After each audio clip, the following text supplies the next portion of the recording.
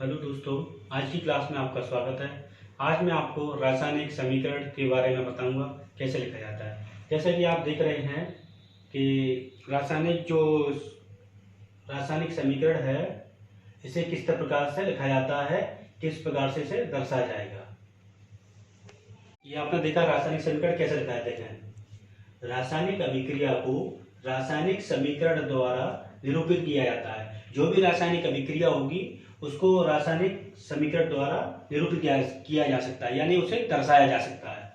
रासायनिक समीकरण के अभिकारकों और उत्पादों में पदार्थ के प्रतीकों सूत्र का इस्तेमाल किया जाता है। चाहे वो अभिकारक हो चाहे वो उत्पाद हो, उनके प्रतीकों यानी कि उनके सूत्रों का इस्तेमाल किया जाता है। इस प्रतीकों के सूत्रों से मतलब क्या होगा, अगर ऑक्सीजन है तो O, हाइड्रोजन है तो H, नाइट्रोजन है तो N, उनके प्रतीकों का इस्तेमाल किया जाएगा। तो प्रतीकों के साथ साथ उनकी भौतिक अवस्था को भी दर्शाया जाता है। जो पदार्थों की जो भौतिक अवस्था होगी उनको भी दर्शाएंगे। भौतिक अवस्था से मतलब समझे, जैसे सॉलिड या आपके लिक्विड है या गैस है या एक्वस है, तो हम सॉलिड के लिए S लिखेंगे, लिक्विड के लिए L लिखेंगे, गैस के लिए G लिखेंगे, एक्वस के लिए AQ लिखेंगे। इनकी इंग्लिश की फॉर्म लिखेंगे, सिंबल लिखेंगे इनके लिए। इसके लिए इस तरीके से कहता है। एक्वस का मतलब जलीय विलयन, यानी कि जो जल में विलय होता है उसे एक्वस विलयन कहते हैं। तो हमने पहला एग्जाम्पल लेंगे। जैसे हम एग्जाम्पल फर्स्ट लेते हैं उदाहरण के लिए, अच्छी तरह से समझने के लिए।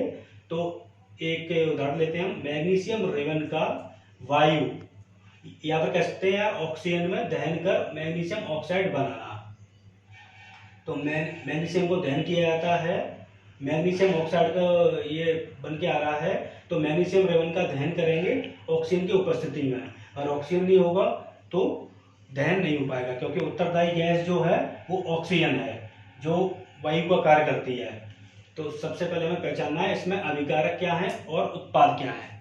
तो अभी जो दो मिलकर पदार्थ आपस में मिलकर बना रहे हैं, जैसे मैग्नीशियम रेवन और ऑक्सीजन, तो इसे कहेंगे हम अभिकारक। और जिनसे बन के उत्पन्न हो रहा है उसे कहेंगे उत्पाद। तो किससे मिलकर उत्पन्न हो रहा है, तो मैग्नीशियम ऑक्साइड मिलकर उत्पन्न हो रहा है, तो उसे हम क्या कहेंगे, उत्पाद कहेंगे। मैग्नीशियम ऑक्साइड ये क्या कहलाएगा, उत्पाद।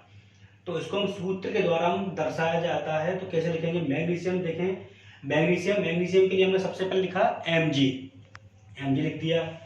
ऑक्सीजन का प्रतीक क्या है, O2, तो O2 लिखेंगे, क्योंकि इसके दो परमाणु होते हैं तो उसको हम साथ में लिखेंगे O2। तो उसके बाद है मैग्नीशियम ऑक्साइड, जो भी बन के उत्पन्न हुआ, तो MgO। तो ये जो लिखा हमने MgO2, तो इन दोनों के बीच में हमने जमा का निशान बनाएंगे। दो से ज्यादा भी अगर 3 होते हैं, 4 होते हैं, तो हम जमा का निशान बनाएंगे इस तरीके से। जमा के लिए इसे जमा का निशान बोलते हैं। तो ये तीर का निशान जो बनाया है ये रासायनिक अभिक्रिया को दर्शाया जाता है, और ये तीर का निशान बना हुआ है, तो इसका मतलब समझे कि रासायनिक अभिक्रिया हो रही है, इसलिए ये तीर का निशान बनाया जाता है। तो इसके आगे अब बनेगा MgO यानी मैग्नीशियम ऑक्साइड। तो इस तरीके से ये रासायनिक समीकरण आपका बन गया। मगर ये क्या कहते हैं, ये जो बना हुआ है अभी भी ये पूर्ण रूप से नहीं है, क्योंकि अभी इसका भौतिक अवस्थाओं को हमने नहीं लिखा है। और लिखा था तो भौतिक अवस्था को हम कैसे लिखेंगे, देखेंगे हम ये जो लिखे हुए हैं आप देख रहे हैं SGS, तो ये क्या है ये हम आपको बताते हैं। तो इसकी हमें भौतिक अवस्था लिखनी है। तो Mg लिखा, Mg का हमने S लिखा हुआ है, यानी कि ये S का मतलब सॉलिड, ये जो मैंने यहाँ पर लिखा हुआ था सॉलिड, तो हम S लिखेंगे सॉलिड के लिए, यानी कि ये ठोस है मैग्नीशियम। उसके बाद है O2 ऑक्सीजन क्या होती है, गैस, G, तो उसके लिए हम क्या लिखेंगे, G, तो हमने यहाँ लिख दिया G। उसके बाद है मैग्नीशियम ऑक्साइड जो है वो है ठोस के लिए हम क्या लिखते हैं यहाँ पर S, हमने यहाँ पर S लिख दिया। तो ये क्या कहलाएंगे, मैग्नीशियम और जमा ऑक्सीजन, तो ये कहलाएंगे आपके अभिकारक, क्योंकि इन दोनों से मैग्नीशियम और ऑक्सीजन से मिलकर क्या बनकर तैयार हुआ, मैग्नीशियम ऑक्साइड, तो ये कहलाएंगे मैग्नीशियम ऑक्साइड, ये कहलाएंगे।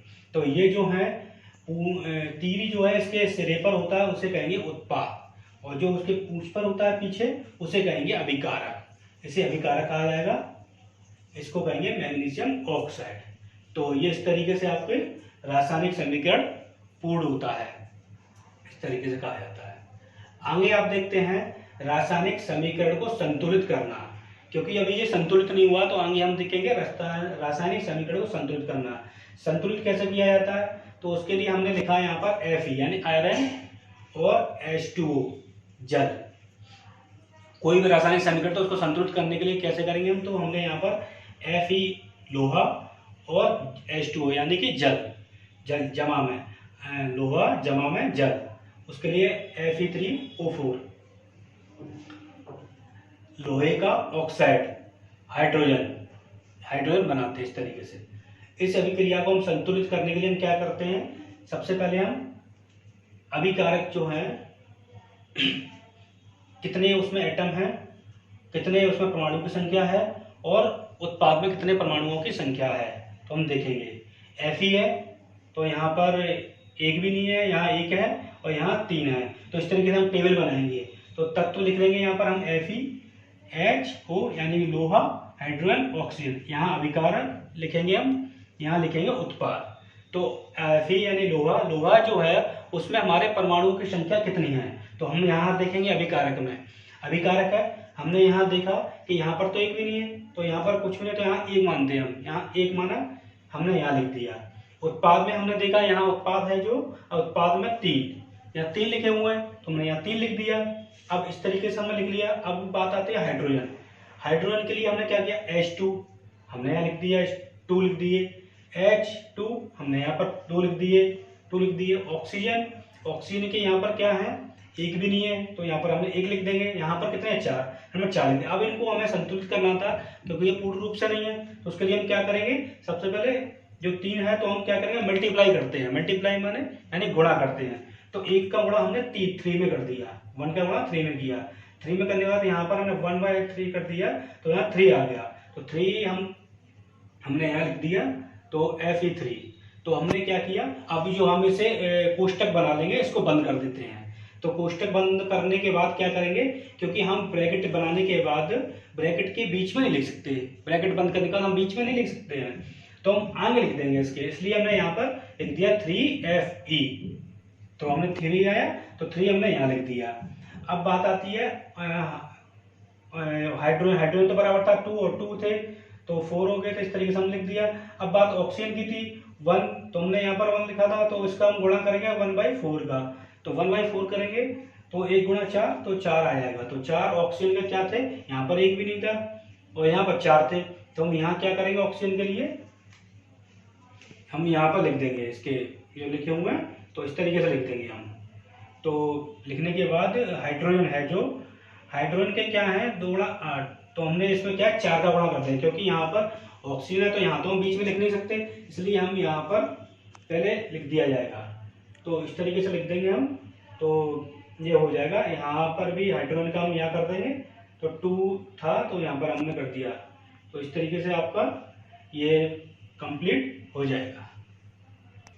तो जैसे आपने देखा, हमने यहाँ पर 4 हाइड्रोजन के थे तो हमने यहाँ 4 लिख दिया H2O, तो यहाँ पर क्या ये पूर्ण हो जाता है। जितनी अभिकारक में और उत्पाद में परमाणुओं की संख्या बराबर होनी चाहिए।